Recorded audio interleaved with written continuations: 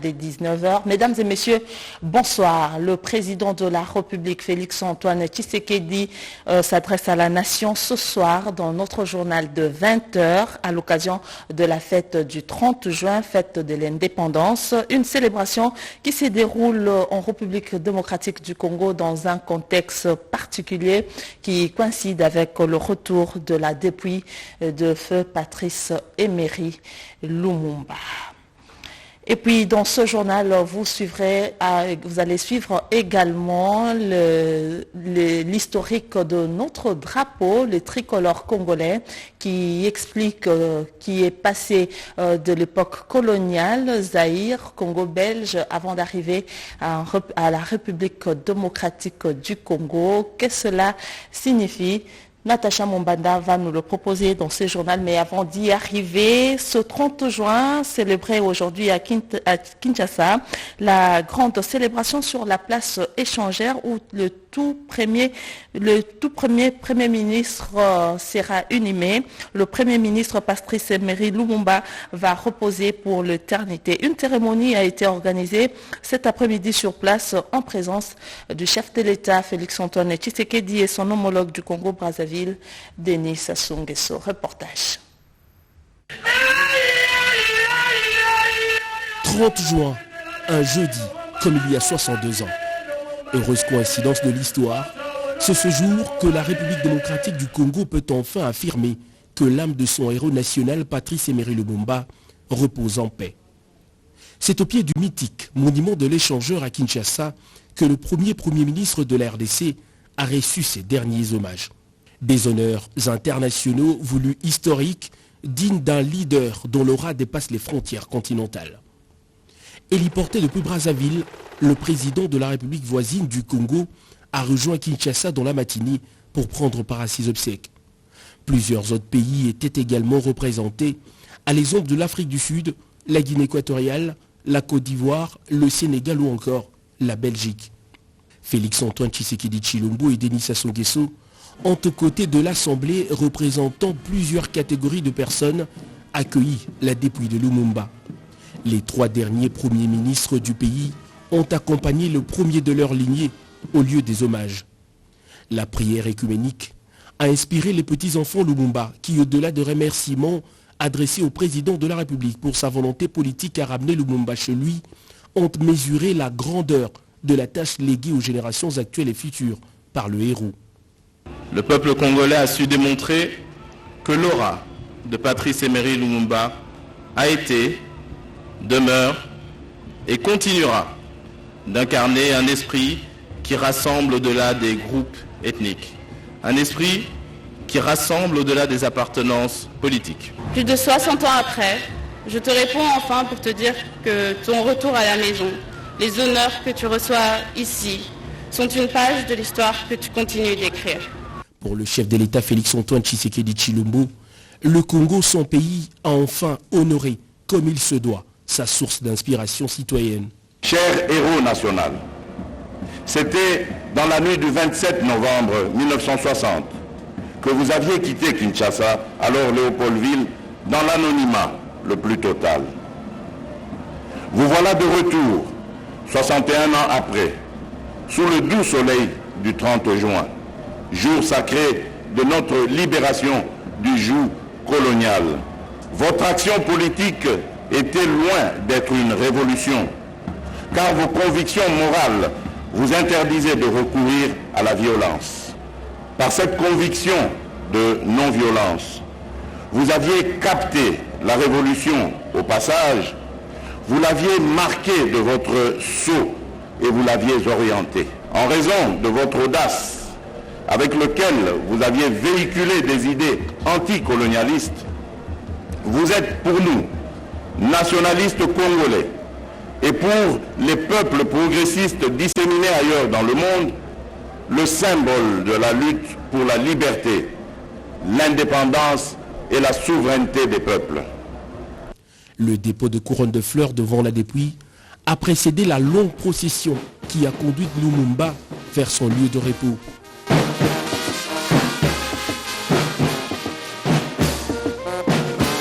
Par le premier de l'heure, les deux Congos voisins comme l'Afrique ont honoré Lumumba Patrice Emery, qui a été inhumé dans la stricte intimité familiale. Le charme d'un voyage, c'est le retour, dit-on. Lumumba, tragiquement arraché à l'amour de ses compatriotes avec une âme conservée très longtemps hors de son territoire. Et finalement, de retour chez lui, il a fallu donc une volonté politique très engagée pour que la République démocratique du Congo retrouve l'âme de son fils, son héros.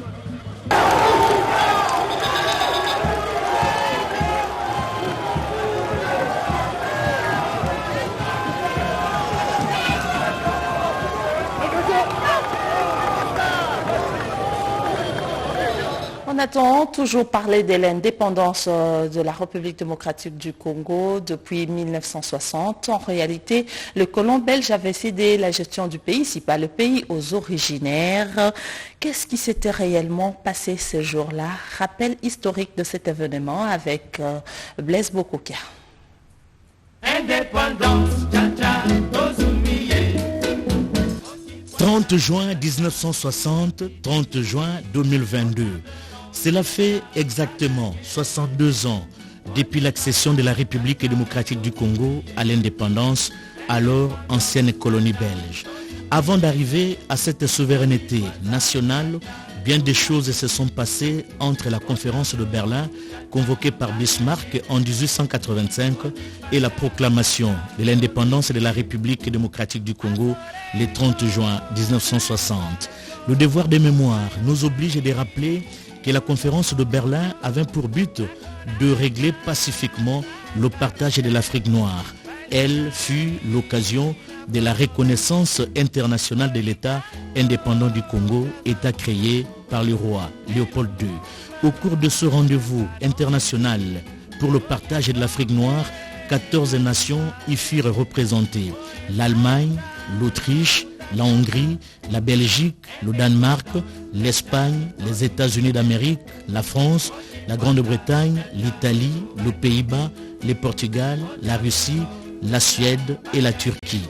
De toutes ces nations, la Belgique sera 22 ans plus tard la seule métropole à acquérir en Afrique une colonie près de 100 fois plus grande que son territoire national.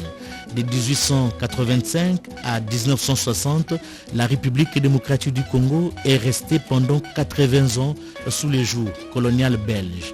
Que de sévices, que de tortures, que de maltraitances, l'homme congolais était chosifié, allusion faite à la fameuse expression macaque, entendez, singe pour identifier les Congolais.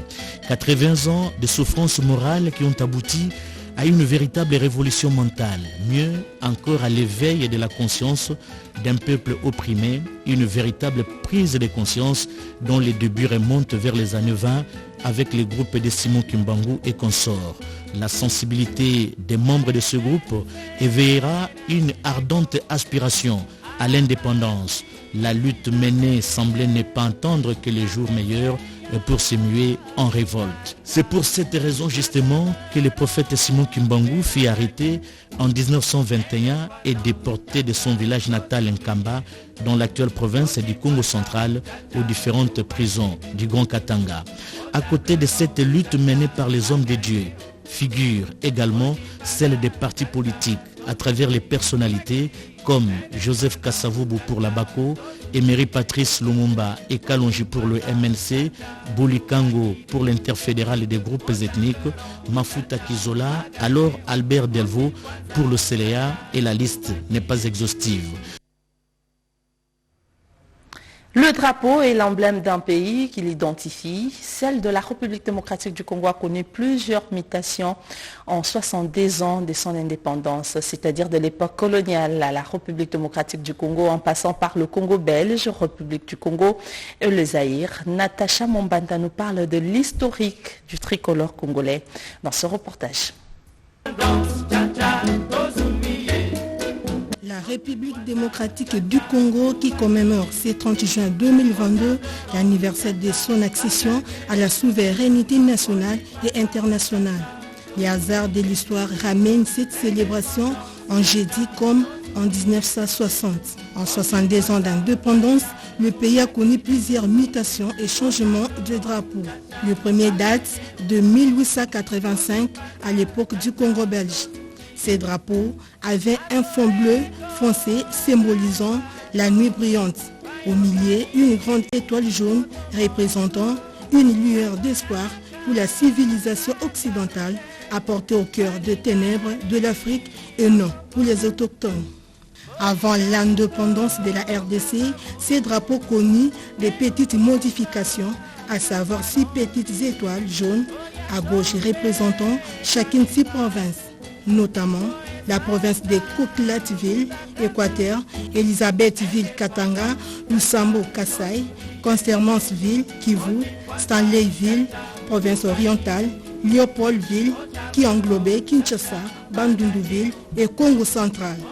De 1960 à 1964, le pays fut baptisé République démocratique du Congo et sera doté de nouveaux drapeaux avec un fond de couleur bleu foncé d'une étoile jaune, à gauche une barre rouge transversale symbolisant les sons des martyrs de l'indépendance, bornés de part et d'autre par 2 petites bandes jaunes, symbole des richesses du pays.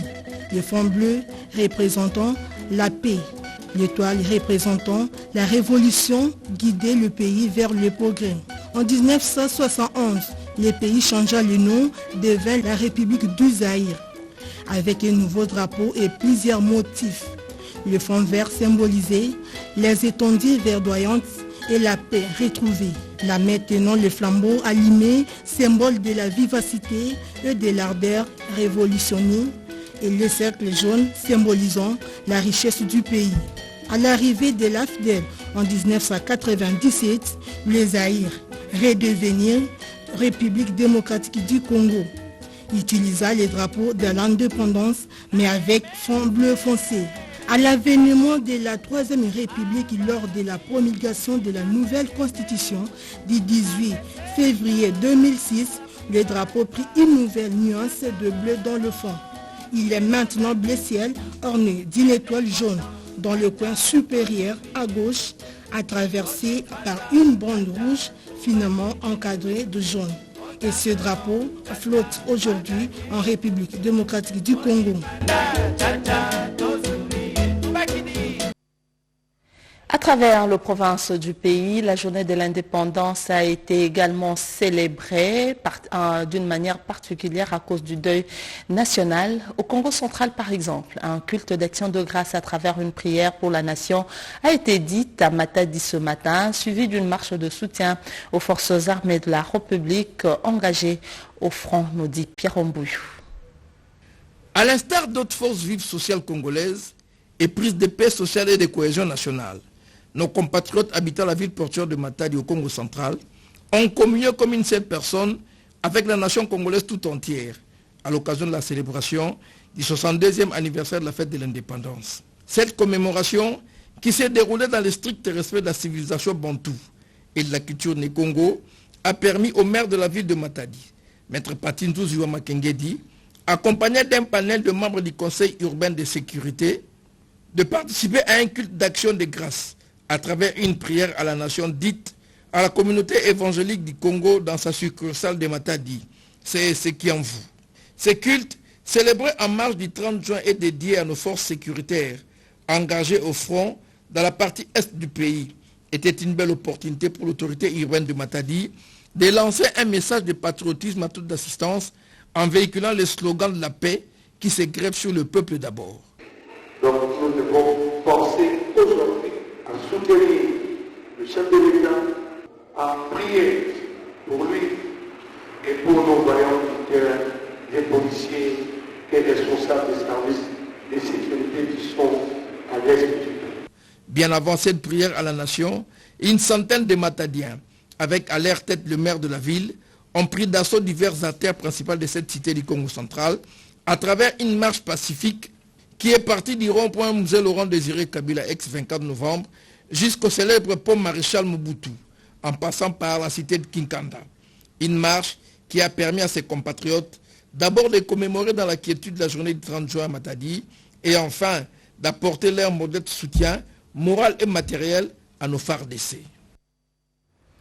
Toujours en actualité, mais pas avec la célébration du 30 juin. La suite du travaux de congrès de ressources humaines Afrique tenu à Brazzaville a conduit les experts en cette matière à une rencontre avec le délégué de chaque entreprise du portefeuille et établissement public à approfondir leurs connaissances pour une bonne gestion des entreprises. Yolande Voka, Fiston Afingana pour le reportage.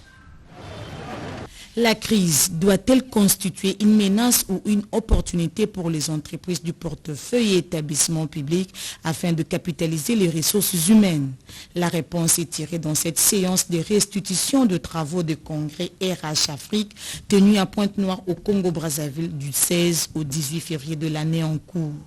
Ici à Kinshasa, le responsable de ressources humaines de chaque entreprise du portefeuille et réunis au sein de la NEP ont approfondi leur savoir.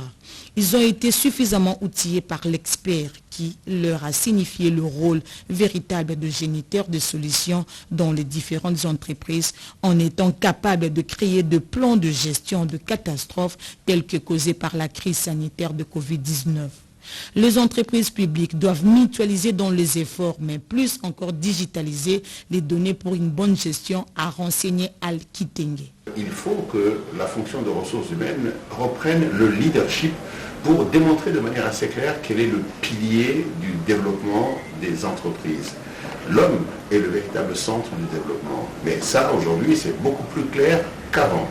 Et ce que nous avons conseillé aux responsables de ressources humaines, c'est d'être à la base des différentes réformes. Les réformes dans la digitalisation, les réformes dans les questions de santé, les réformes dans la technicité, mais les réformes également dans le télétravail. Nous avons proposé une chose très simple, c'est la mutualisation des moyens pour être en mesure de créer un véritable écosystème de gestion de santé qui soit en mesure de permettre aux agents non seulement d'avoir de la proximité, mais également de la qualité. Cette séance de restitution entre l'expert et les responsables de ressources humaines de chaque entreprise, membre de la NEP, est tombée à point nommé pour contourner l'impact néfaste de toute forme de crise sanitaire et autres.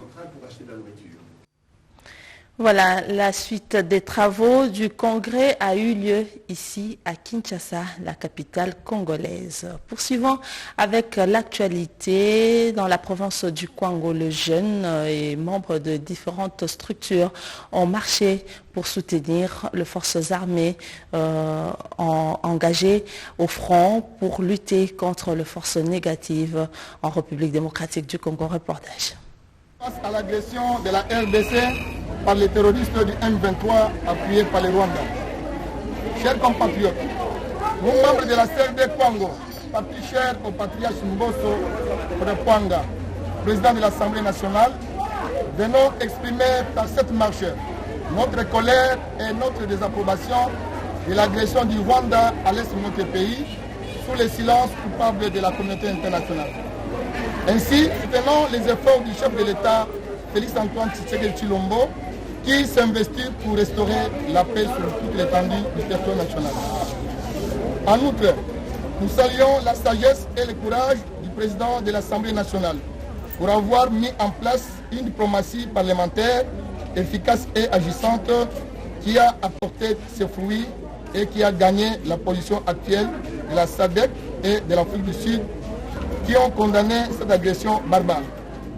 De ce fait, la CRD, précieux parti, apporte son soutien indéfectible à nos forces armées et lance une mise en garde à M. Paul Kagame pour ses élans hémogéniques sur la région des Grands Lacs en utilisant les M23 qui tentent d'occuper illégalement en hauteur pour servir les intérêts du Rwanda. Par ailleurs, la CRD demande aux acteurs politiques congolais complices de divorcer avec ces groupes armés. Enfin, nous demandons à la communauté internationale de lever l'embargo qui pèse sur notre pays depuis plusieurs années relativement à l'achat des armes. Cérémonie de prestation de serment des OPJ à compétences restreintes à l'Office congolais de contrôle du Nord Kivu. Ils ont été formés au cours d'un atelier de renforcement des capacités pour le rendre plus compétitif sur terrain. Reportage à Nimbalaka. Pendant 5 jours, 34 cadres et agents de l'OCC Bénin seront formés comme officiers de police judiciaire en compétences restreintes. Le conseiller juridique de l'OCC, Panzou Masiala, qui a lancé l'ouverture de cet atelier, est revenu sur l'importance de cette formation. Vise à renforcer la capacité des OPJ bar OCC du département contrôle technique, manière à être compétent sur le terrain. Une occasion pour les chefs d'agence de l'OCC Bénin de saluer l'implication du directeur général Gabi Loubiba Mampouya pour cette initiative. Notre reconnaissance envers le directeur général de l'Office congolais des contrôles pour avoir répondu favorablement à notre requête en mettant non seulement le moyen nécessaire à la disposition de l'agence, mais aussi en dépêchant deux conseillers juridiques que vous voyez dans la salle pour superviser la présente formation. Supervisé par les conseillers juridiques de la Direction générale de l'OCC, en collaboration avec le parquet de grande instance de Bénin, les participants vont apprendre, entre autres, la procédure pénale. Le chef d'agence Kassere Kapola précise qu'à la fin de cette formation, les récipiendaires vont prêter serment devant les procureurs de la République. Le monument de la victoire des FARDC au Kansayo dans le sud Kivu a été réhabilité. Une action qui porte le nom de la Fondation Trésor Moutiki. On en parle dans ce reportage. En marge du 30 juin, fête de l'indépendance, la 33e région militaire Sayo de Bukavu dans le sud Kivu se dresse comme un symbole de la montée en puissance des forces armées de la République démocratique du Congo. Les monuments de la victoire des FARDC, réhabilités sur financement de la Fondation Trésor Moutiki, trônent désormais au centre de ces sites militaires. Ceci en signe d'encouragement aux vaillantes forces armées. Remerciement d'abord à la Fondation Trésor Moutiki qui a financé ce projet et à tous ceux qui ont contribué à la réhabilitation de cet ouvrage. Tout en rappelant aux militaires de la 33e région militaire ici présents les souvenirs des exploits de nos voyants soldats à Sayo. Rappelez-vous aussi en tout temps notre serment que vous chantez chaque fois, ne jamais trahir le Congo. Par ailleurs, le président de cette structure a remis en amont un lot important de médicaments au centre de santé de référence de Sayo. Et puis, face à la crise qui sévit à l'Assemblée provinciale du Tanganyika, le parti membre de l'Union sacrée fustige le comportement de certains députés de l'opposition et en appelle à l'implication personnelle du chef de l'État et du ministre de l'Intérieur pour de mesures idoines. L'invasion rwandaise dans l'est du pays doit renforcer l'unité nationale. Face à la crise qui prévaut à l'Assemblée provinciale du Tanganyika, les députés provinciaux et les partis politiques membres de l'Union sacrée s'élèvent en union et s'insurgent contre les ennuis des institutions de cette province et sollicitent l'implication personnelle du chef de l'État pour la restauration de la paix. Aux élucubrations politiques qui sévissent actuellement dans notre province, nous en appelons au chef de l'État qui est le garant du bon fonctionnement des institutions à intervenir pour éviter l'anarchie de s'installer dans notre province. Au vice-premier ministre de l'Intérieur de bien jouer son rôle d'arbitrage et d'appeler les uns et les autres au respect des lois. L'Assemblée provinciale et les partis politiques membres de l'Union sacrée du Tanganyika se rangent comme ce maillon fort de la chaîne pour soutenir et mettre en pratique la vision du chef de l'État, Félix-Antoine Tshisekedi. Pendant ces temps, dans la province du Lualaba, la gouverneure de province Fifi Masuka a ouvert un atelier sur la planification familiale. C'est au moyen de ce drame éducatif que s'est déroulé le lancement du rapport sur l'état de la population mondiale 2022 à l'hôtel-restaurant Campi Aboma, près de la ville de Kolwezi, dans le territoire de Moutiak. Comprendre l'imperceptible, agir pour résoudre la crise oubliée des grossesses non intentionnelles, tel est le thème de ces assises. Prenant la parole en premier, le représentant résident du Fonds des Nations Unies pour la population UNFPA a, avant de signifier que chaque année, à l'échelle mondiale, presque 50% des grossesses sont non désirées, soit 120 millions de grossesses par an, plaidé pour la réduction des inégalités des sexes et assurer l'autonomisation des femmes. Après la lecture des rapports annuels par le directeur de cabinet de la commissaire générale du gouvernement provincial en charge du genre, famille et enfants, était le tour de la première citoyenne de la province du Lualaba. En dépit du fait qu'elle observe le deuil et vêtue en tenue de circonstances suite à la mort du grand chef des Bakwanga, Polycarpe Kayemba, décès survenu à Kolwezi, Marie-Thérèse Masuka Saini a pour sa part exprimé sa gratitude aux organisateurs pour l'honneur fait à son entité d'être l'une des provinces qui accueillent ces assises. Ce tableau est si que je me fais le devoir en tant qu'exécutif d'aligner toute mon équipe gouvernementale sur le front contre le phénomène de grossesse non désirée afin d'en atténuer les conséquences. Je saisis cette occasion pour inviter les représentants à s'impliquer personnellement pour la mise en place dans les Lualaba des centres pluridisciplinaires dédiés à la santé sexuelle et de la reproduction des adolescents et des jeunes. Ceux qui luttent contre la tuberculose et la lèpre en RDC se sont organisés en ligue au cours d'une réunion d'échange d'informations avec les députés nationaux membres du caucus tuberculé, VIH, SIDA et autres maladies. Ils ont étudié les possibilités de mettre fin à la discrimination contre les personnes atteintes. Une réunion a mobilisé les décideurs sur les politiques et lois relatives à la tuberculose et à la co-infection tuberculose VIH en République démocratique du Congo. La Ligue nationale anti-tuberculose et anti-léprose ainsi que ses partenaires échangé sur les informations nécessaires devant booster les efforts pour décourager la discrimination et les violations des droits des patients souffrant de la tuberculose, a écouté la directrice nationale de la Ligue nationale anti-tuberculose et anti-léprose du Congo. Notifie plus de 200 000 nouveaux cas chaque année. Vous connaissez aussi la situation de la tuberculose en milieu carcéral. Il y a la promiscuité, il y a beaucoup de difficultés. Donc nous, en tant qu'organisation de la société civile, nous voulons d'abord une loi qui protège les personnes atteintes de tuberculose par rapport à la discrimination. Il y a beaucoup qui perdent leur travail dès qu'on apprend qu'ils sont tuberculeux. Il y a beaucoup même qui voient leur vie changer, les couples se disloquer quand l'un d'eux atteint la tuberculose. Il y a des enfants qui se voient chasser des écoles parce qu'ils ont des parents atteints de la tuberculose. Et nous avons besoin d'une loi qui va désormais protéger les personnes atteintes de la tuberculose au même titre que les personnes VIH. Cette rencontre des hautes portées sanitaires qu'a pris par le secrétaire général à la justice était élargie aussi aux députés nationaux du caucus TB-VIH et commissaires de la CNDH, aux responsables des programmes nationaux VIH-TB et animateurs des organisations de la société civile. Il faut que les jeunes s'initient à la création de l'emploi pour faire face au chômage. Ceux de Kenge dans le Congo ont été sensibilisés. Quant à ceux, on voit cela avec Serge Merlin Matar.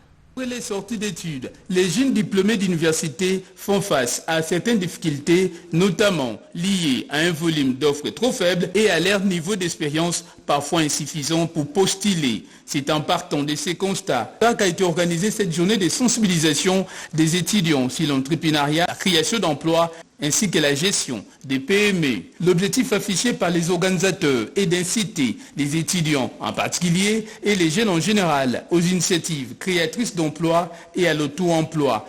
Question de les permettre de se développer. Dans son intervention, le président national des Congo Unis, Maître Faustin Kaziteriko, s'est longuement apaisanti sur l'entrepreneuriat estudiantin et des jeunes, ainsi que sur les rôles et la place des jeunes comme acteurs de changement. Ce pays a besoin de vous. Sans la jeunesse, ce pays ne pourra pas se développer. Mais nous avons besoin d'une jeunesse consciente. Nous avons besoin de jeunes responsables. Il faut croire en votre avenir. Et le plus difficile dans toute démarche, c'est de commencer. On est en train de vous prêcher cet esprit d'entrepreneuriat. Il ne faut pas attendre d'avoir beaucoup d'argent pour pouvoir commencer quelque chose. Il faut commencer avec le peu que vous avez. À l'issue de cette rencontre et des sensibilisations des étudiants sur l'entrepreneuriat, la création d'emplois et la gestion des PME, une visite guidée des stands de certains étudiants entrepreneurs a été organisée comme pour encourager l'entrepreneuriat chez les jeunes. Ainsi prend fin cette édition de 19h sur nos antennes de la RTNC, mais nous vous rappelons qu'à 20h, dans notre grande édition du journal, le chef de l'État va s'adresser à la nation à l'occasion de la célébration